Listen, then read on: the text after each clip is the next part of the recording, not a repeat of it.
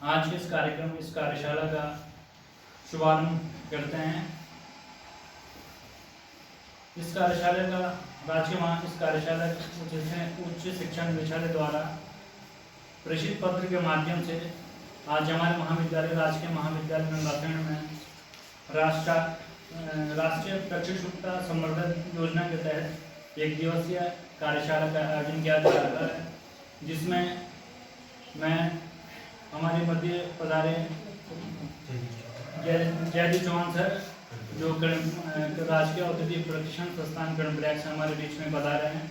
मैं सर का हृदय की गहराइयों से हार्दिक स्वागत एवं अभिनंदन स्वागत करता हूँ। इस कार्यक्रम की कड़ी में हमारे बीच में हमारे महाविद्यालय के प्रभारी प्राचार्य श्री अमरचंद्र विश्वकर्मा जी, मैं सर का भी इस कार्यक्रम में, इस कार्यशाला में हार्दिक स्वागत एवं अभिनंदन करता हूँ।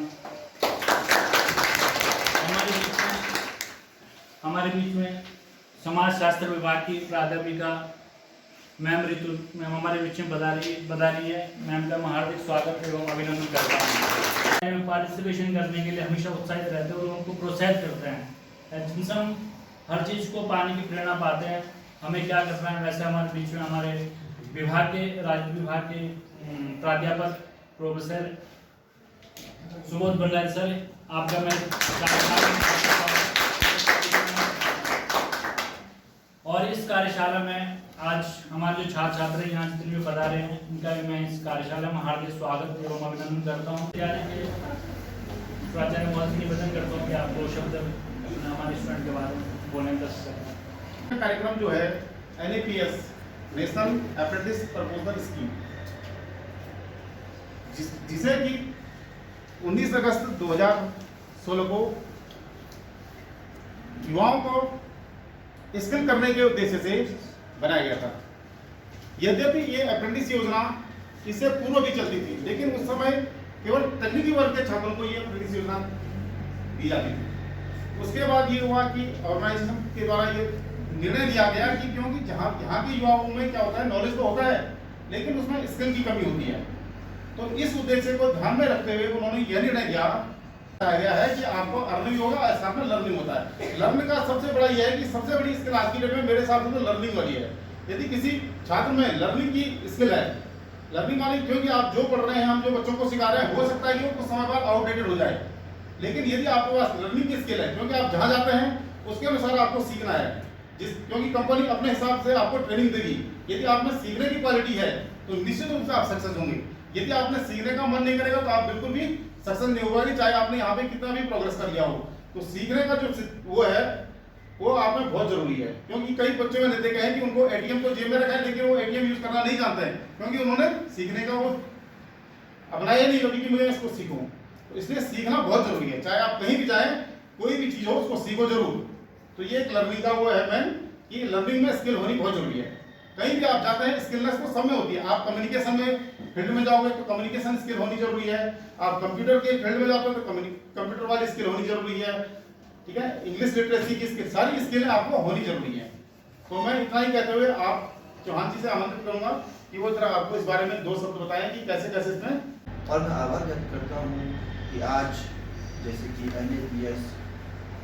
NAPS just like career counselling, क्योंकि आपको कई बार होता होगा कि हमें आगे चल के आप करना क्या है, कैसे करना है, किस तरीके से करना है, शुरुआत कहीं ना कैसे करनी पड़ती है। उसी के रिगार्डिंग एक प्रकार से ये आपके लिए एक करियर काउंसलिंग का भी एक प्रोग्राम है NAPS के तहत। अब बात आती है कि NAPS क्या है, इसमें क्या होता है, क्योंकि आप लोगों को तो इसमें कई प्रकार के कन्फ्यूजन होंगे अभी इसमें कि NAPS जैसे अप्रेंटिसशिप बता रहे हैं, तो अप्रेंटिसशिप तो सिर्फ जो डिप्लोमा वाले हैं वही करते हैं इसको, ITI वाले, BTech वाले, पॉलिटेक्निक वाले। तो यह हमारे कॉलेज में कहाँ से आ गया है? क्यों अभी जस्ट हाल ही में शासन द्वारा क्यों ऐसा आदेश लाया गया है कि प्रत्येक महाविद्यालय में, उत्तराखंड के ही नहीं पूरे इंडिया के, क्योंकि ये सेंट्रल गवर्नमेंट लेवल से चल रहा है प्रोग्राम, ये पूरे इंडिया के तकनीकी संस्थानों के साथ साथ जितने भी और जो आते हैं आपके नॉन टेक्निकल ट्रेड में, just like non technical trade आपका BA हो गया, BCom हो गया, BSc हो गया आदि इसमें आते हैं। उन लोगों को भी आगे बढ़ने का एक मौका मिलना चाहिए। तो उसी प्रकार से आपने इसमें लॉगिन करने से पहले अपना आपने रजिस्ट्रेशन कर दिया है। अब रजिस्ट्रेशन करने की जो प्रोसेस है इसमें कि आपने उसमें देखा होगा आप लोगों ने कि उसमें वो मेल आईडी मांगता है, आपका मेल आईडी, आपने उसका अपना ईमेल आईडी एंटर किया, apply as a new candidate registration पर क्लिक करने के पश्चात और आपने क्लिक किया तो फिर उसके बाद आपके मेल आईडी पर एक आपका ओटीपी आता है ना। आपने उस ओटीपी को उसमें डाला, आफ्टर दैट फिर आपको एक रजिस्ट्रेशन नंबर ऑटोमेटिक मिल जाता है शुरुआत में। तो वो रजिस्ट्रेशन नंबर तो आपको मिल गया, तो आपने रजिस्ट्रेशन कर दिया है तो आपकी तो जो ये पोर्टल की जो संख्या है रजिस्ट्रेशन की वो अपना ऑटोमेटिक बढ़ जाएगी। तो जो इसमें सरकार का जो मेन एजेंडा है कि जो संख्या है रजिस्ट्रेशन करने वालों की वो संख्या बढ़नी चाहिए कंटिन्यू, और आजकल बढ़ रही है उसकी संख्या। लेकिन उसके बाद क्या करना है, आफ्टर दैट आपको क्या करना है, तो आपको अपना जो है लॉगिन करना है उस आईडी को। अब लॉगिन करने में कई बार दिक्कत आती है कि आप लॉगिन कर रहे हैं उसमें आपने अपना ईमेल आईडी अपना फोन नंबर आपने डाल दिया, लेकिन फर्स्ट टाइम पर वो लॉगिन नहीं होगा। फर्स्ट टाइम पर वो आपको कहेगा कि आप वेरीफाई कीजिए, इसको एक्टिवेट कीजिए, इसको अपने मेल आईडी से। कई बार होता है कुछ बच्चों को कुछ कंफ्यूज होता है कि यार ये आगे नहीं बढ़ रहा है, क्यों, क्या दिक्कत होगी।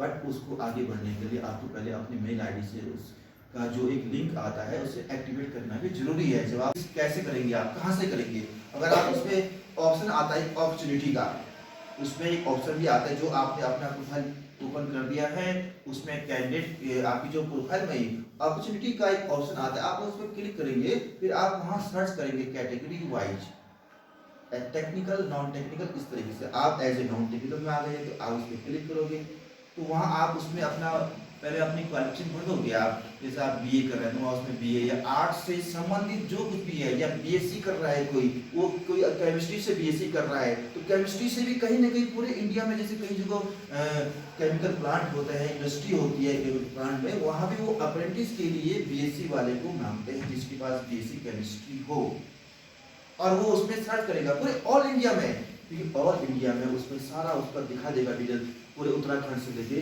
जैसे आपका हल्द्वार हो गया, हल्द्वार में आपका सिरपुर हो गया, बेचल हो गया आपका, और आपका ऐसे आप कुमाऊं में देखे जाए तो जो इंडस्ट्रियल एरिया आपका रुद्रपुर हो गया, पदनगर हो गया, वहाँ टाटा मोटर्स के आपके इंडस्ट्रियल एरिया है, आपके हल्द्वार में आपका सिरपुर में बहुत सारे महिंद्रा हो गया।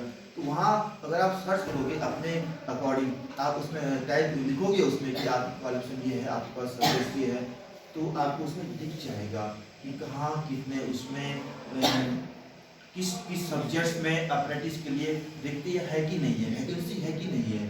और जो Select the Submit dialog box at the end of the form to complete your registration on the apprenticeship portal. An activation link will be sent to your registered email ID.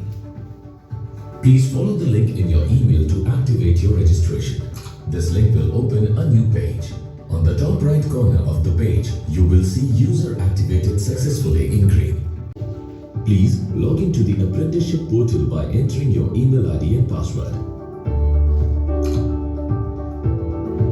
On the candidate dashboard page, select Apprenticeship Opportunities here. The Apprenticeship Opportunity page will open. Please enter the relevant information in the search criteria dialog boxes on the left side of the page. There you can search for the apprenticeship opportunities according to your trade, location, course type and company name. You can view the details of the opportunity offered by clicking on the view button.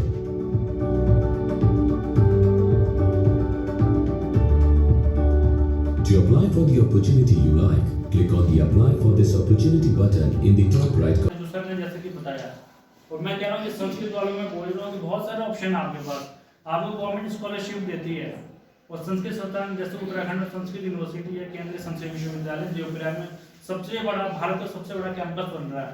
उसकी जो main branch Delhi में है, लेकिन उसका campus है Raghunath campus, सबसे बड़ा। देख रहे होंगे हम लोग जब जाते हैं तो देखते हैं उतनी बढ़िया बिल्डिंग है। कोई यहाँ से बीए करो एम बाद वहाँ ले लीजिए एडमिशन, और वहाँ पे आप जाए कभी आपको ठीक संस्कृत वालों में ले भी जमा करेंगे, लेकिन आपको थोड़ा मेहनत करनी पड़ेगी। तो इसी कड़ी के साथ, और मैं अभी अपने प्राचार्य सर से हमारे जो प्रभारी प्राचार्य महोदय है उनसे निवेदन करता हूँ कि 2 शब्द आज इस कार्यक्रम के उपलक्ष्य में कहना कष्ट करें।